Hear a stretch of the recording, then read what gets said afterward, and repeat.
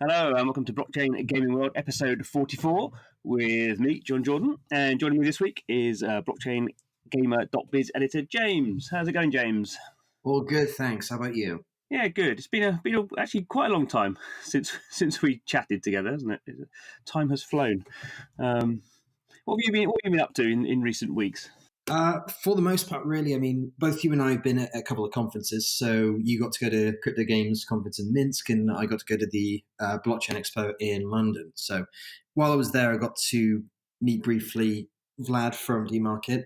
We got to do a little bit of a podcast. That's coming up in the foreseeable future. But other than that, I mean, it's just been keeping abreast of everything that's been going on in the blockchain space. But I mean, how was the Crypto Games conference? Because I think you've been doing a couple of talks. Yeah. You know, I gave a talk on the business case for blockchain games. I always with the talk once I've done it, I always kind of think I could have done that and improved it. I think a few people said they enjoyed it and made them think. So I guess that's the most you can hope for from a talk. Yeah, it was a good conference. I was only there it was 2 days. I was only there for the first day. It was a few familiar faces, a few new people to kind of chat to, and I think always with those kind of conferences, even if there's no kind of standout headline stuff, you get a idea about kind of trends and that kind of thing. So I think certain games is kind of positive. I think we're starting to see a little bit now, kind of the companies who are thinking more deeply and who are kind of building their products out in a way that is encouraging their player base, and we're starting to see a little bit of the companies that were just building product kind of for its own sake, or games for their own sake. So interesting. But what's been going on this week? We are a kind of news focused podcast sometimes. So I hear there's an interesting game based around a milk dairy product that's coming up.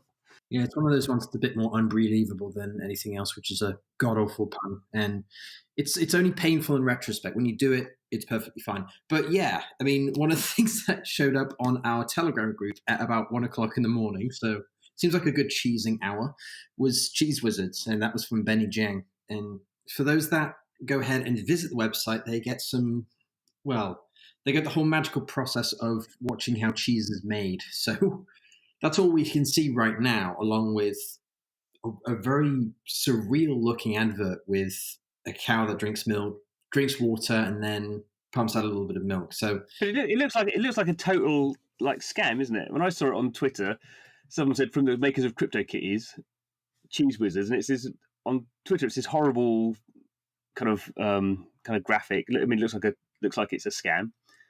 And then, as you say, you get the website, Cheeze, spelled with a Z, cheezewizards.com, and it's just a video of, like a 1950s video of kind of an industrial process of making cheese.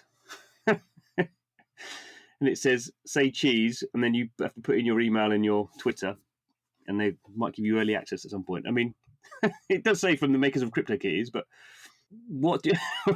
can you make any sense of it? I mean, cheese is universal, but quite honestly, there are some things that just, I think, don't translate. But it would be interesting to see just what on earth they plan on doing with this one. I mean, as you stay on the website for longer, you'll find that right at the top of the screen, there's just that slow moving, cheese animation. I'm looking at it.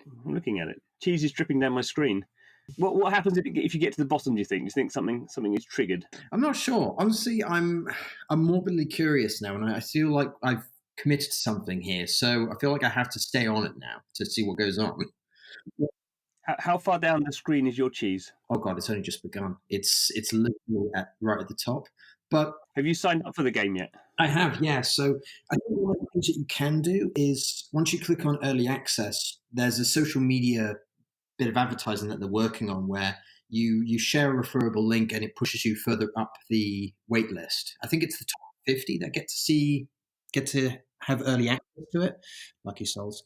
But it's a really strange one. But when you think about the kind of other sorts of viral advertising, and I think the YouTube video that came up for CryptoKitties a while ago, this doesn't really seem too out of character for their team. I've literally no idea. Yeah. Okay. Well, we'll wait to see what happens with Cheeze Wizards. The only thing that seems to be they want your Twitter handle, and they when you sign up, it says that's where the fun starts. So clearly, it's going to be a kind of very viral based kind of project, I imagine, rather than anything particularly serious. Could be wrong on that, but Cheeze Wizards doesn't sound to me like a particularly serious game. But maybe CryptoKitties wasn't, and became, has continued to be a big success. So yeah. If you're going to approach a blockchain game, then make it viral as hell. Go onto social media, because that's one thing that I think some blockchain titles tend to have challenges with, is to really market themselves out there. But I mean, I think there's a difference between like viral marketing for a specific like game concept and then something like this, where it's just it has you very much in a lost sort of scenario. Well, should we move on to something a bit more concrete from the makers of CryptoKitties?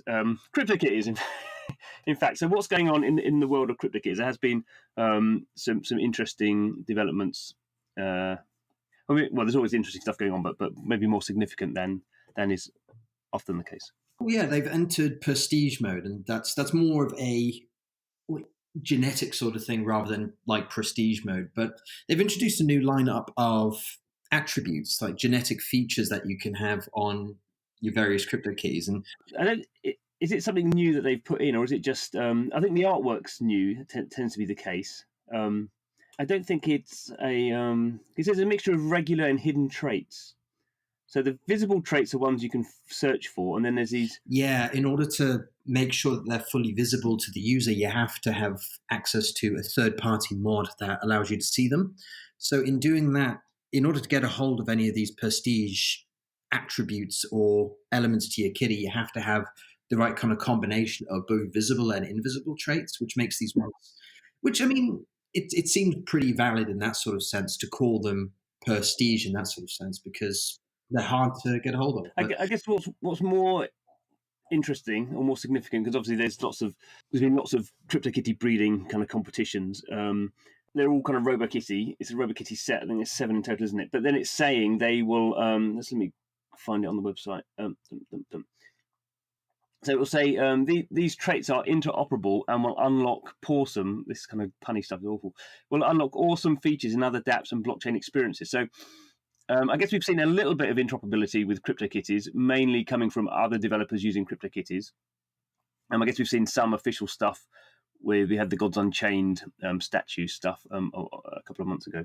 But this looks like this RoboKitty trait thing seems a bit more of a significant push from them, in the sense that if you can create these CryptoKitties or buy them, then there's going to be a kind of a deeper platform approach to other dApps and blockchain experiences. Maybe Cheeze Wizards, who knows?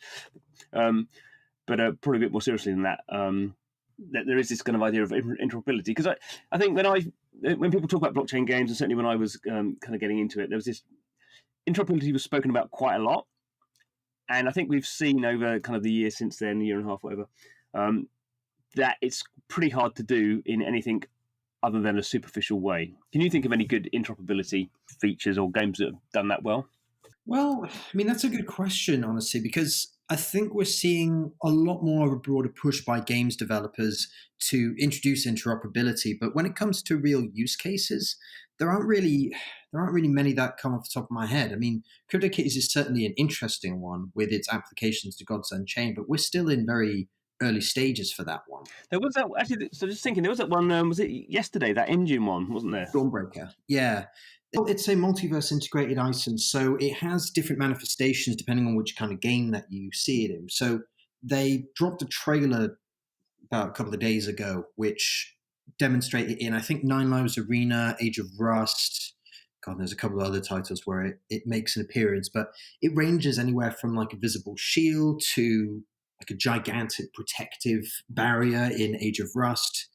It's really interesting in concept, but I mean, it would be great to see that more fleshed out as we can actually play on these titles. What we're starting to see kind of coming out is interoperability, I suppose, as a concept can be almost like hard interoperability or soft interoperability. So the whole point of the engine multiverse, and they've gone down this very kind of hard approach that it's kind of their multiverse, and I don't know if officially you need to kind of partner up with them officially to get access to it or not, but there's very much an approach where it's kind of like a kind of controlled, a centralized approach, and that in a sense hopefully will provide better outcome in some degree, because they're kind of formalizing with developers how these interoperable items will work across all these games.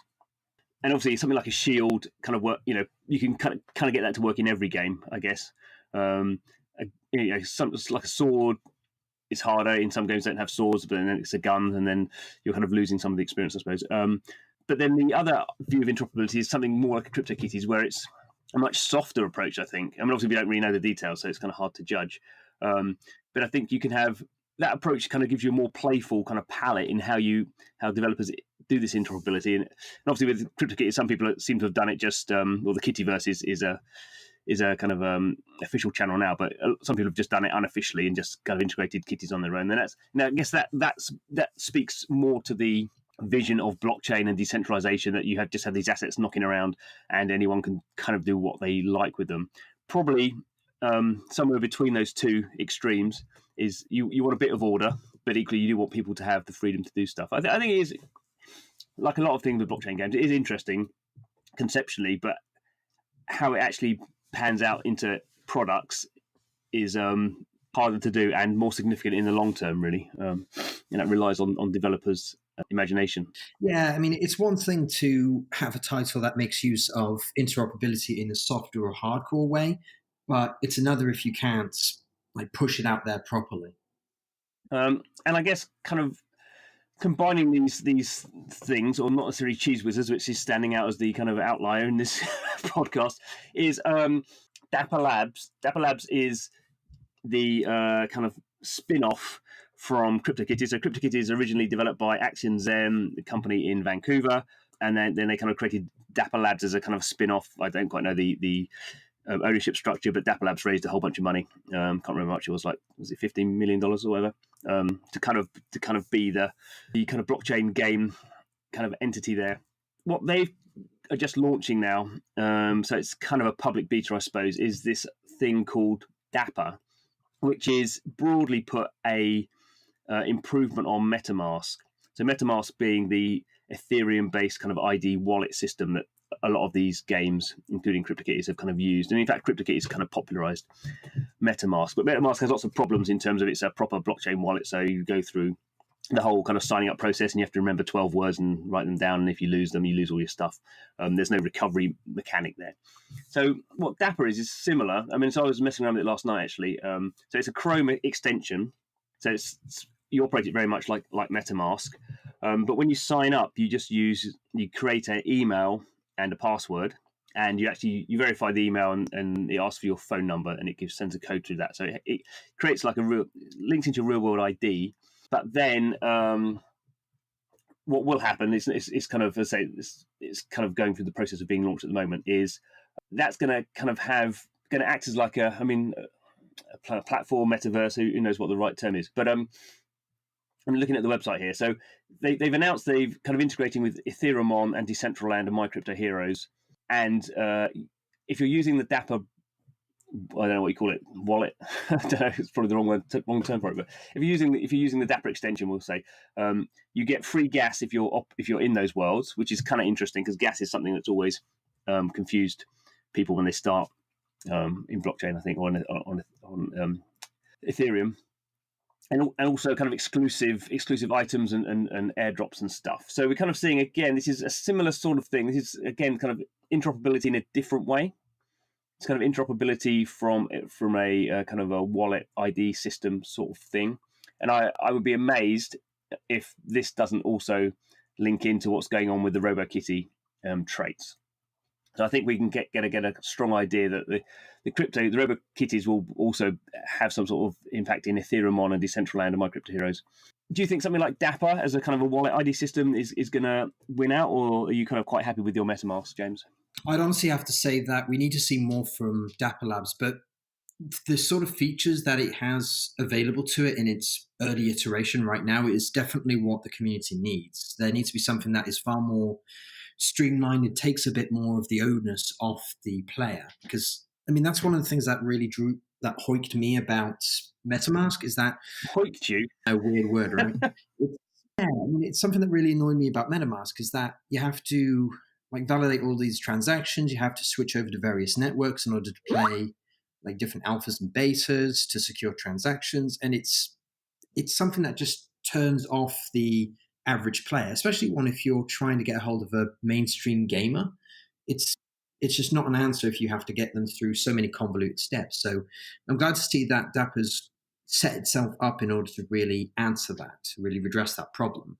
But as you previously mentioned, with the issue that you'd had with getting digital assets off MetaMask and onto Dapper, that's a growing pain that they need to deal with in order to get people onboarded onto this new system. But one that's interoperable like that, I certainly think is a good solution. Yeah, I should maybe explain that. So we were talking before the podcast, and so I signed up to Dapper last night. I had a bit of kind of issues getting it to work, but then it was fine. But then when I went back to CryptoKitties, and I was logged into Dapper, obviously nothing in my Dapper wallet, so it kind of saw me as a new user and was trying to get me to stop playing CryptoKitties, and I was like, oh, okay.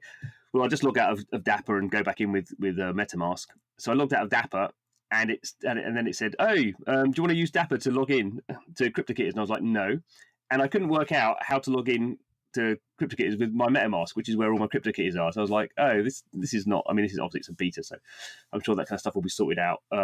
Dapper is designed for people who haven't used MetaMask. I mean, that's kind of the thing. So I guess I'm a kind of an edge case to that degree. And what is really interesting, I guess, in terms of people who've never used blockchain stuff, is one of the big issues, or one of the kind of pain points, is this writing down your recovery phrase, which is just very odd. It's a very odd thing. And Dapper has this nice thing that it has this security that you're just using an email and a password.